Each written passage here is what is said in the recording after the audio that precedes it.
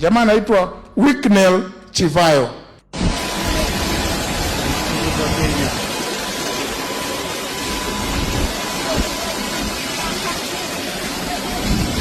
June 2026.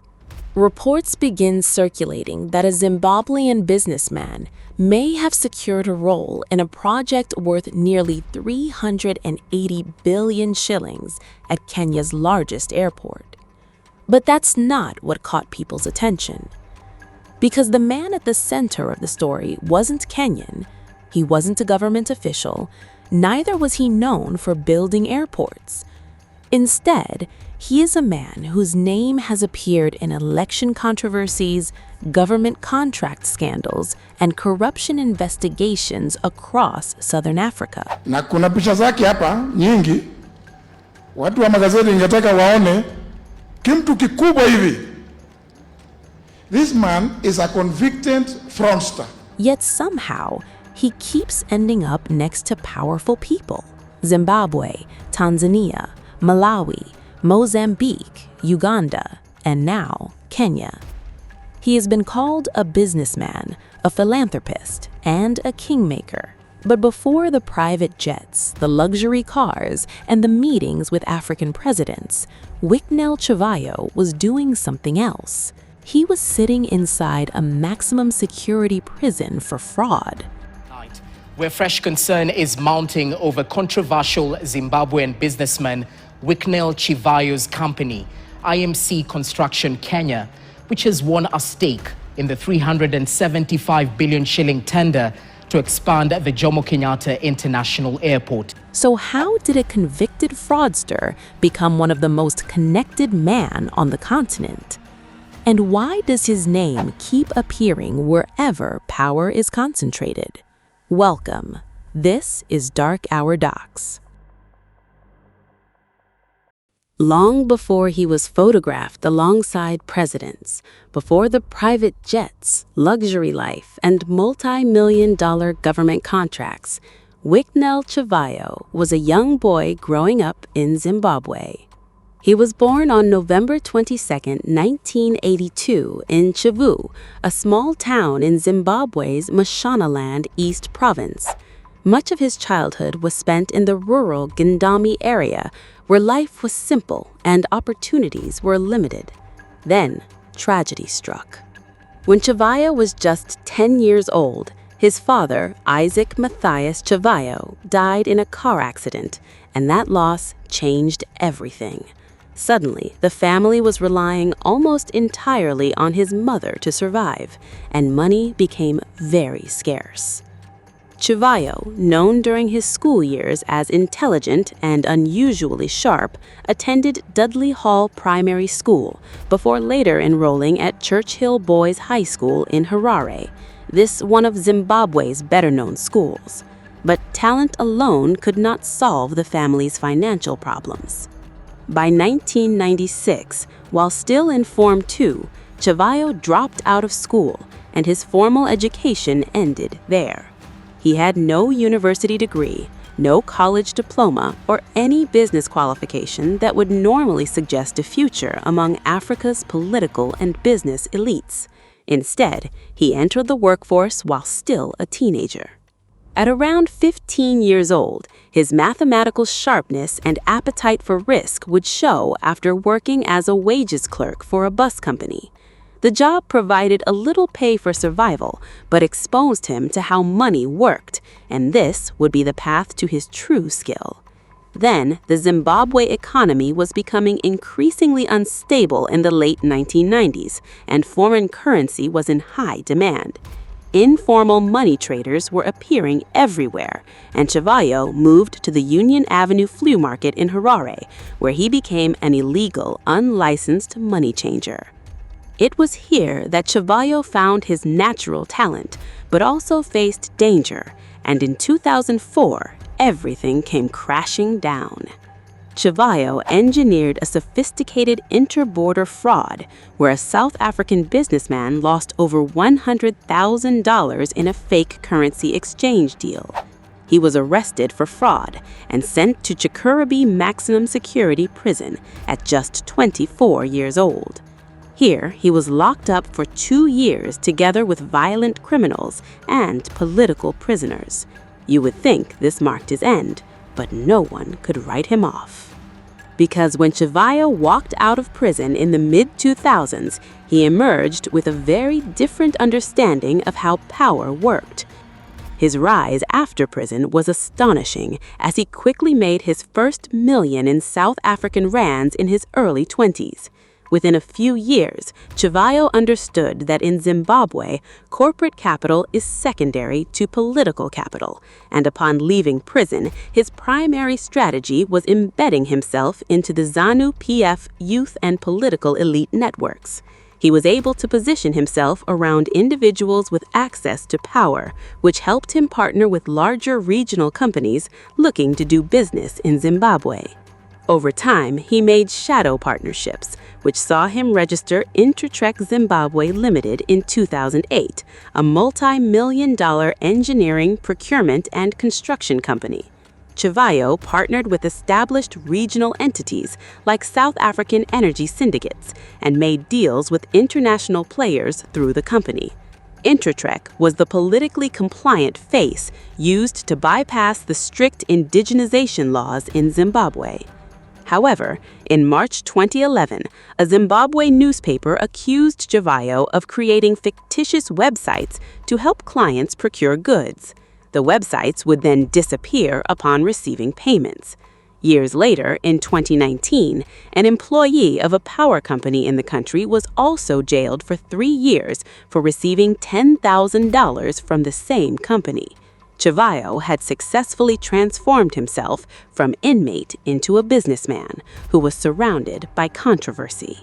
He would soon be involved in another controversy involving government-backed solar project in Gwanda. The state handed him over $5 million for the project, which they would receive nothing in return but an overgrown bush and a wooden termite-infested shack. And in court, Chivayo exploited bureaucratic loopholes where they ruled that his contract was valid. And just like that, he scammed the state without delivering. It was a masterclass in legal judo, where an alleged scammer had legally forced his victims back to the negotiating table for a deal totaling $173 million. But perhaps nothing captures Chivayo's brand better than the videos that regularly circulate online. He arrives aboard private jets carrying stacks of US dollars, and he hands out cash to workers, supporters, and ordinary citizens, while cameras record every moment. By early 2023, Chivayo was no longer attracting attention because of his business dealings alone. He was attracting attention because his name kept appearing around elections. The biggest controversy of all was the 2023 elections in Zimbabwe, which involved contracts worth roughly $100 million for ballot papers, voter materials, and other electoral supplies. For this to happen, a South African company known as Renform CC was used. Allegedly, Chivayo had positioned himself as a powerful middleman between the company and the Zimbabwe Electoral Commission. This sparked a political firestorm in the country, as invoices had been massively inflated, allowing millions of dollars to be extracted from the election procurement process. What was even more astonishing is that there were alleged leaked voice notes from Chivayo after the incident. He was heard boasting about political protection at the highest levels of government and speaking confidently about his access to power. He would deny any wrongdoing and rejected all these allegations. But for many Zimbabweans, the damage was already done. By 2024, the controversy had crossed borders into neighboring Namibia. An emergency procurement deal was handed to Renform CC near the election period, and Chivayo found himself in yet another election-related contracts. Allegations would surface, and the company denied any involvement with Chivayo. By this point, A pattern had started forming involving major government tenders and elections, and Chivayo's name was never far away. In 2025 in Tanzania, his name also appeared around the election period.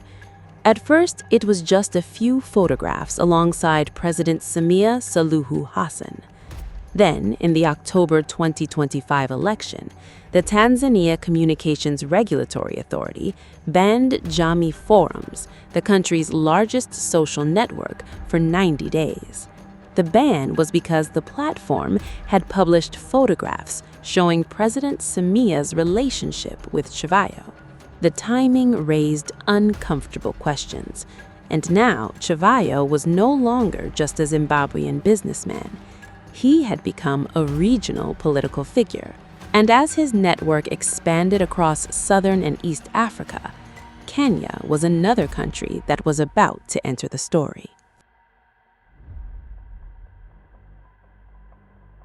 At this point, Wicknell Chivayo was no longer just a controversial figure in southern Africa, as his name had started appearing in Kenya too. At first, it was the photographs, meetings, a state house visit, and business consortiums. For many Kenyans, Chivayo was still relatively unknown, but for those familiar with his history in Zimbabwe, every new photograph raised the same questions. Those questions became louder on February 1st, 2026. That day, former Attorney General Justin Muturi publicly criticized Chivayo's growing access to Kenya's political leadership. He described him as a convicted fraudster and warned that his proximity to senior government officials should concern Kenyans. This man is a convicted fraudster kwa mambo ya kusupply electoral materials in South Africa, in Namibia. Kila akija huku Kenya anapitia Eldoret Airport. We must begin to ask, what is it that they do with William Ruto? Na mkimwangalia hapa, najua ndugu yangu Rijia, najua hii kiti kameza kamoja kako hapa unakajua vizuri ndugu yangu. Aka ni pale ndani kwa ofisi ya Ruto. Coming from a former attorney general, the remarks carried weight, and by now Chivayo was becoming part of Kenya's political conversation. Then another controversy emerged. Reports published in February 2026 claimed that Chivayo had obtained Kenyan citizenship, a revelation that immediately triggered a debate online and among legal observers. However, months later in June 2026, it was also reported that Chivayo had obtained a diplomatic passport from Eswatini. This further fueled speculation about his growing regional influence and political connections. But even that would soon be overshadowed by a much bigger story. Soon after Kenya canceled the controversial Adani deal, a fresh international tender process was launched to modernize Jomo Kenyatta International Airport. And soon, it was reported that IMC Construction, a company tied to him, had secured part of the tender. The project was enormous, valued at 375 billion shillings, and garnered a lot of backlash across the nation. This was because of Chivayo's history and the procurement controversies surrounding him. So, on June 18, 2026, led by the Kenyan Transport Cabinet Secretary Davis Chirchir, the Kenyan government was forced to publicly deny the involvement of Chivayo and his company. Yet, despite that denial, the controversy refused to disappear because the story was now no longer about the airport, but 2027 elections. Is Wicknell Chivayo's interest in Kenya really business? His conviction on fraud linked to election procurement scandals in other countries, his Kenyan citizenship, a diplomatic passport, and repeated access to senior political leaders all raise questions. And for many Kenyans, the fear is simple. This may never have been about building an airport, but perhaps actions that could allegedly shape election outcomes. There is no public evidence proving that Chivayo is financing Kenya's 2027 election, and he has always denied any wrongdoing throughout his career. Despite this, questions still refuse to go away. What exactly is Wicknell Chivayo doing in Kenya? This has been Dog Our Dogs, and thanks for watching.